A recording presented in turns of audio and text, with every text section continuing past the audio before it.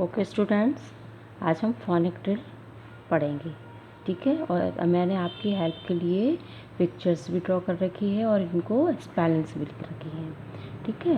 तो हम इनको इस तरीके से पढ़ेंगे। आज चलो हम स्टार्ट करते हैं। ए आ एप्पल, बी बा बॉल, सी का कैट, डी दा drum, E egg, F uh flower, G grapes, H house, I ice cream, J jug, K kite, L lotus, M mouse, N nut, O owl,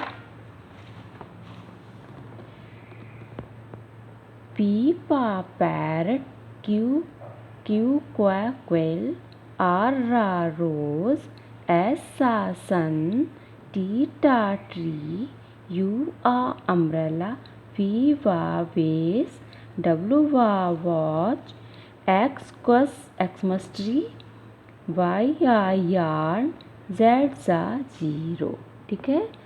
तो इस तरीके से हम इनको रीड करेंगे और रीड करते करते ये हमको समझ में आ जाएगा कि कौन सा लेटर किससे बनता है। उसके बाद हम आगे की स्टार्ट करेंगे कि हम किस तरह से रीड करेंगे, ठीक है। Okay, thank you for watching.